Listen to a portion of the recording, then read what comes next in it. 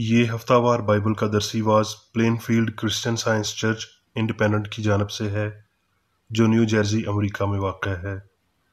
مزید معلومات کے لیے آپ ہماری ویب سائٹ ملاحظہ کریں www.plainfieldcs.com۔ یہ سبق 5 جولائی 2020 بروز اتوار ہفتہ کے اختتام پر آپ کے مطالعہ کی غرض سے تیار کیا گیا ہے۔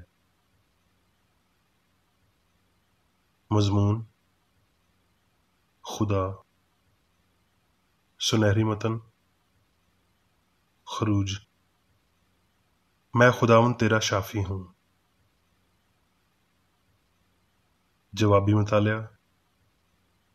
احبار، اگر تم میری شریعت پر چلو گے اور میرے حکموں کو مانو گے اور ان پر عمل کرو گے تو میں تمہارے لیے بروقت می برساؤں گا اور زمین سے اناج پیدا ہوگا اور میدان کے درخت پھلیں گے، یہاں تک کہ انگور جمع کرنے والے تم داوتے رہو گے اور جوتنے بونے کے وقت تک انگور جمع کرو گے اور پیٹ بھر اپنی روٹی کھایا کرو گے اور چین سے اپنے ملک میں بسے رہو گے، اور میں ملک میں امن بخشوں گا اور تم سو گے اور تم کو کوئی نہیں ڈرائے گا، اور میں برے درندوں کو ملک سے نیست کر دوں گا اور تلوار تمہارے ملک میں نہیں چلے گی، اور میں تمہارے درمیان چلا پھرا کروں گا اور تمہارا خدا ہوں گا اور تم میری امت ہوگے۔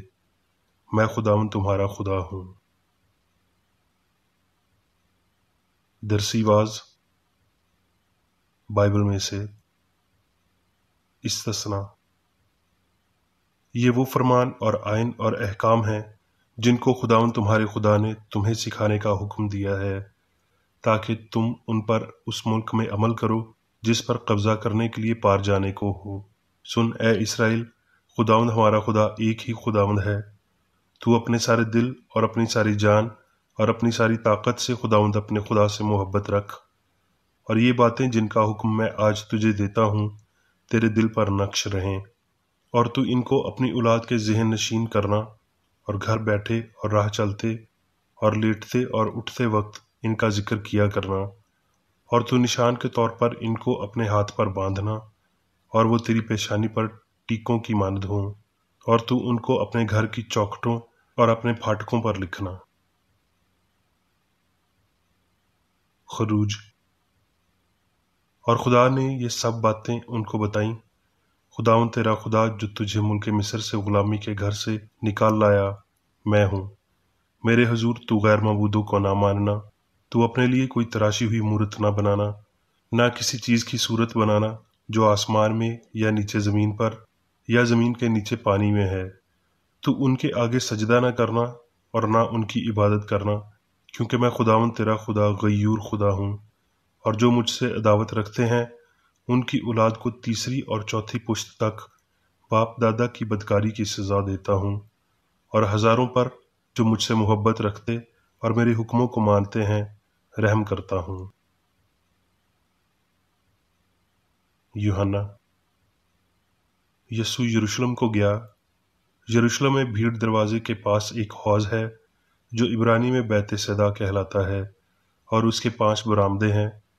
ان میں بہت سے بیمار اور اندھے اور لنگڑے اور پج مردہ لوگ جو پانی کے ہلنے کے منتظر ہو کر پڑے تھے، کیونکہ وقت پر خداوند کا فرشتہ حوض پر اتر کر پانی ہلایا کرتا تھا۔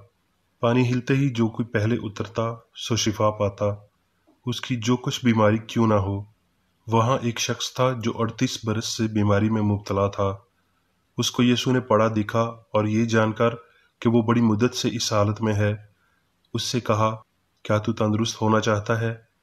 اس بیمار نے جواب دیا، اے خداوند، میرے پاس کوئی آدمی نہیں کہ جب پانی ہلایا جائے تو مجھے حوض میں اتار دے، بلکہ میرے پہنچتے پہنچتے دوسرا مجھ سے پہلے اتر پڑتا ہے۔ یسوع نے اس سے کہا، اٹھ، اپنی چارپائی اٹھا کر چل پھر۔ وہ شخص فوراً تندرست ہو گیا اور اپنی چارپائی اٹھا کر چلنے پھرنے لگا۔ وہ دن سبت کا تھا، اس لیے یہودی یسوع کو ستانے لگے کیونکہ وہ ایسے کام سبت کے دن کرتا تھا۔ لیکن یسوع نے ان سے کہا کہ میرا باپ اب تک کام کرتا ہے اور میں بھی کام کرتا ہوں۔ میں تم سے سچ کہتا ہوں کہ بیٹا آپ سے کچھ نہیں کر سکتا سوا اس کے جو باپ کو کرتے دیکھتا ہے، کیونکہ جن کاموں کو وہ کرتا ہے انہیں بیٹا بھی اسی طرح کرتا ہے۔ اس لیے کہ باپ بیٹے کو عزیز رکھتا ہے اور جتنے کام خود کرتا ہے اسے دکھاتا ہے، بلکہ ان سے بھی بڑے کام انہیں دکھائے گا تاکہ تم تعجب کرو۔ میں اپنے آپ سے کچھ نہیں کر سکتا، جیسا سنتا ہوں عدالت کرتا ہوں، اور میری عدالت راست ہے، کیونکہ میں اپنی مرضی نہیں بلکہ اپنے بھیجنے والے کی مرضی چاہتا ہوں۔ مکاشفہ، یسوع مسیح کا مکاشفہ جو اسے خدا کی طرف سے اس لیے ہوا کہ اپنے بندوں کو وہ باتیں دکھائے جن کا ہونا ضرور ہے۔ مکاشفہ، پھر میں نے ایک نیا آسمان اور نئی زمین کو دیکھا، کیونکہ پہلا آسمان اور پہلی زمین جاتی رہی تھی اور سمندر بھی نہ رہا۔ پھر میں نے شہر مقدس نئے یروشلم کو آسمان پر سے خدا کے پاس سے اترتے دیکھا، اور وہ اس دلہن کی مانند آراستہ تھا جس نے اپنے شوہر کے لیے شنگار کیا ہو۔ پھر میں نے تخت میں سے کسی کو بلند آواز سے یہ کہتے سنا کہ دیکھ، خدا کا خیمہ آدمیوں کے درمیان ہے، اور وہ ان کے ساتھ سکونت کرے گا، اور وہ اس کے لوگ ہوں گے، اور خدا آپ ان کے ساتھ رہے گا اور ان کا خدا ہوگا، اور وہ ان کی آنکھوں کے سب آنسو پونچھ دے گا۔ اس کے بعد نہ موت رہے گی، نہ ماتم رہے گا، نہ آہ نالہ، نہ درد۔ پہلی چیزیں جاتی رہیں۔ اور جو تخت پر بیٹھا ہوا تھا اس نے کہا، دیکھ، میں سب چیزوں کو نیا بنا دیتا ہوں۔ اب میں میری بیکریڈی کی تحریر کردہ کرسچن سائنس کی درسی کتاب سائنس اور صحت آیات کی کنجی کے ساتھ میں سے لی گئی تحریریں پڑھوں گا۔ سائنس اور صحت۔ خدا سے لا علمی مزید ایمان کے راستے کا پتھر نہیں رہا۔ وفاداری کی واحد ضمانت اس ہستی سے متعلق درست فہم ہے جسے بہتر طور پر جاننا ہی ابدی زندگی ہے۔ اگرچہ سلطنتیں نیست ہو جاتی ہیں، مگر خداوند عبدالآباد سلطنت کرے گا۔ سن اے اسرائیل، خداوند ہمارا خدا ایک ہی خداوند ہے۔ ابدی میں ہوں، جسمانی انسانی کی تنگ حدود میں محدود یا دبایا نہیں جا سکتا، نہ ہی اسے فانی نظریات کے وسیلہ درست سمجھا جا سکتا ہے۔ اس عظیم سوال کے ساتھ موازنہ میں خدا کی عین صورت کی کم اہمیت ہونی چاہیے کہ لامحدود عقل یا الہی محبت کیا ہے۔ یہ کون ہے جو ہماری وفاداری کا طالب ہے؟ وہ جو کلام کی زبان میں آسمانی لشکر اور اہل زمین کے ساتھ جو کچھ چاہتا ہے کرتا ہے، اور کوئی نہیں جو اس کا ہاتھ روک سکے یا اس سے کہے کہ تو کیا کرتا ہے۔ خدا وہ ہے جو کلام اسے کہتا ہے، زندگی، سچائی، محبت۔ کلام تقلید کرتا ہے کہ خدا حاکم کل ہے۔ اس سے یہ بات آگے آتی ہے کہ الہی عقل اور اس کے خیال کے سوا کچھ بھی حقیقت اور وجودیت کی ملکیت نہیں رکھتا۔ خدا عظیم میں ہوں، سب جاننے والا، سب دیکھنے والا، سب عمل کرنے والا، عقل کل، کلی محبت اور ابدی، اصول، جان، روح، زندگی، سچائی، محبت، سارا مواد، ذہانت۔ خدا واحد خدا لامحدود اور کامل ہے، اور وہ محدود اور غیر کامل نہیں بن سکتا۔ یسوع نے تعلیم دی کہ ایک خدا، ایک روح جو انسان کو خود کی شبیہ اور صورت پر خلق کرتا ہے، روح سے ہے نہ کہ مادے سے۔ ایک خدا، ایک عقل کو ماننا اس قوت کو عیاں کرتا ہے جو بیمار کو شفا دیتی اور کلام کے ان اقوال کو پورا کرتی ہے کہ میں خداوند تیرا شافی ہوں اور مجھے فدیہ مل گیا ہے۔ جب الہی احکامات کو سمجھ لیا جاتا ہے تو وہ شراکت کی اس بنیاد کو عیاں کرتے ہیں جس میں ایک عقل دوسری کے ساتھ جنگ نہیں کرتی، بلکہ سب میں ایک روح، خدا، ایک ذہین وسیلہ ہوتا ہے جو کلام کے اس حکم سے مطابقت رکھتا ہے کہ ویسا ہی مزاج رکھو جیسا مسیح کا تھا۔ انسان اور اس کا خالق الہی سائنس میں باہمی شراکت رکھتے ہیں، اور حقیقی شعور صرف خدا کی باتوں سے ہی پہچانا جاتا ہے۔ جب خدا ازلی فہم جو سب باتیں سمجھتا ہے انسان پر حکومت کرتا ہے تو انسان جانتا ہے کہ خدا کے لیے سب کچھ ممکن ہے، اس زندہ سچائی کو جاننے کا واحد راستہ جو بیماری کو شفا دیتی ہے الہی فہم کی سائنس میں پایا جاتا ہے، کیونکہ یہ مسیح یسوع کے وسیلہ سے سکھائی گئی اور ظاہر ہوئی ہے۔ سوجن کم کرنے، رسولی کو ختم کرنے یا جسمانی بیماری کا علاج کرنے کے لیے میں نے دیگر سبھی ادنا علاجوں کی نسبت الہی سچائی کو زیادہ قوی پایا ہے، اور کیوں نہیں، جبکہ عقل یعنی خدا ہی ساری وجودیت کا منبع اور لازمی شرط ہے۔ بیماری میں خدا کو ادنا مستعمل تصور کرنا ایک غلطی ہے۔ جسمانی مصائب کے دوران اسے ایک طرف کرنے اور اسے قبول کرنے کی گھڑی کا انتظار کرنے کی بجائے ہمیں سیکھنا چاہیے کہ وہ بیماری میں بھی سب کام کر سکتا ہے جیسے صحت میں کر سکتا ہے۔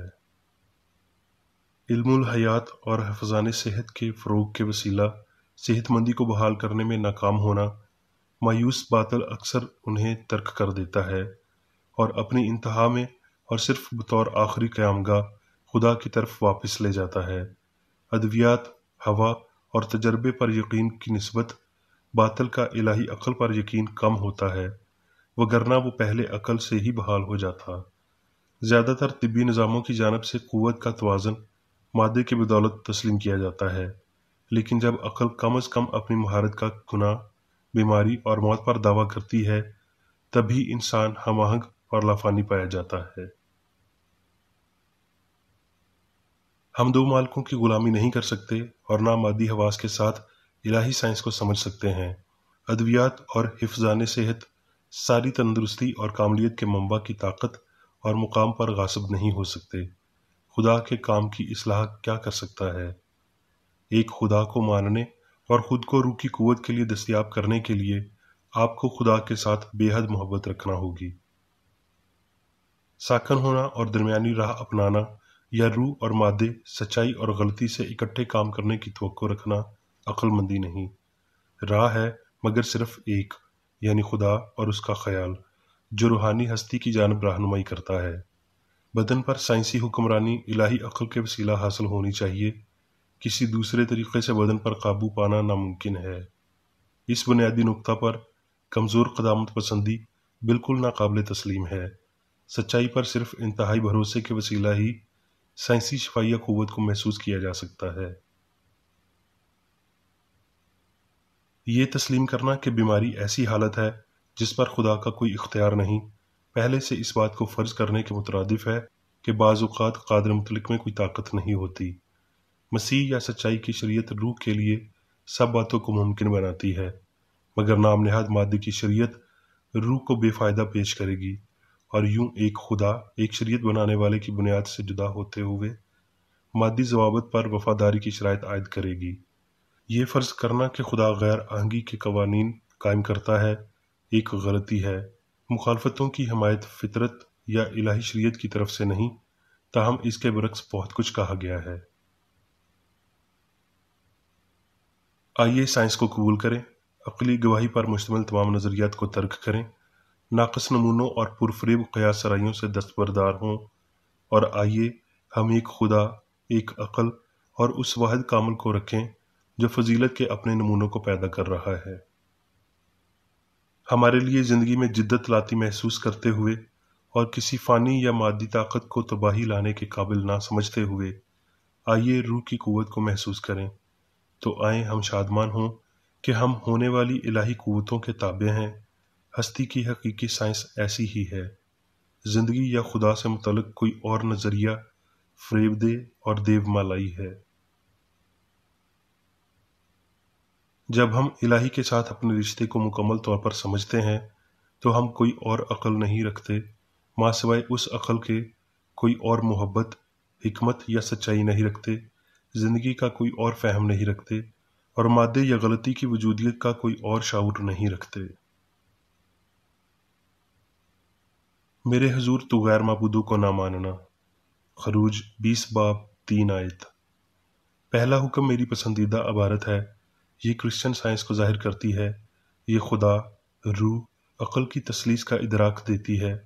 یہ جتاتی ہے کہ انسان خدا، ابدی اچھائی کے علاوہ کسی دوسری روح یا عقل کو نہیں مانے گا، اور یہ کہ سب انسان ایک عقل کو مانے، پہلے حکم کا الہی اصول ہستی کی سائنس پر بنیاد رکھتا ہے، جس کے وسیلہ انسان تندرستی، پاکیزگی اور ابدی زندگی کو ظاہر کرتا ہے۔ ایک لامتناہی خدا یعنی اچھائی انسان اور اقوام کو متحد کرتا ہے، انسانوں میں بھائی چارہ قائم کرتا ہے، جنگ و جدل ختم کرتا ہے، اس کلام کو پورا کرتا ہے کہ اپنے پڑوسی سے اپنی مانند پیار کر، غیر قوموں اور مسیحی بت پرستوں کو اور جو کچھ بھی معاشرتی، شہری، مجرمانہ، سیاسی اور مذہبی شعبہ جات میں غلط ہو رہا ہے اسے فنا کرتا ہے، جنس کو مساوی کرتا ہے، انسان پر کی گئی لعنت کو منسوخ کرتا ہے اور ایسا کچھ نہیں چھوڑتا جو گناہ کا مرتکب ہو اور دکھ اٹھائے، سزا پائے یا فنا ہو جائے۔ اب میں میر بیکر ریڈی کی جانب سے چرچ مینول میں دیے گئے روزانہ کے 3 فرائض پڑھوں گا۔ روزمرہ کی دعا۔ اس چرچ کے ہر رکن کا یہ فرض ہے کہ ہر روز یہ دعا کرے: تیری بادشاہی آئے، الہی حق، زندگی اور محبت کی سلطنت مجھ میں قائم ہو اور سب گناہ مجھ سے خارج ہو جائیں، اور تیرا کلام سب انسانوں کی محبت کو وافر کرے اور ان پر حکومت کرے۔ مقاصد اور اعمال کا ایک اصول۔ نہ کوئی مخالفت، نہ ہی کوئی محض ذاتی وابستگی مادری چرچ کے کسی رکن کے مقاصد یا اعمال پر اثر انداز ہونے چاہیے۔ سائنس میں صرف الہی محبت حکومت کرتی ہے، اور ایک مسیحی سائنسدان گناہ کو رد کرنے سے حقیقی بھائی چارے، خیرات پسندی اور معافی سے محبت کی شیریں آسائشوں کی عکاسی کرتا ہے۔ اس چرچ کے تمام اراکین کو سب گناہوں سے، غلط قسم کی پیشن گوئیوں، منصفیوں، مذمتوں، اصلاحوں، غلط تاثرات کو لینے اور غلط متاثر ہونے سے آزاد رہنے کے لیے روزانہ خیال رکھنا چاہیے اور دعا کرنی چاہیے۔ فرض کے لیے چوکسی۔ اس چرچ کے ہر رکن کا یہ فرض ہے کہ وہ ہر روز جارحانہ ذہنی آرا کے خلاف خود کو تیار رکھے اور خدا اور اپنے قائد اور انسانوں کے لیے اپنے فرائض کو نہ کبھی بھولے اور نہ کبھی نظر انداز کرے۔ اس کے کاموں کے باعث اس کا انصاف ہوگا، وہ بے قصور یا قصوروار ہوگا۔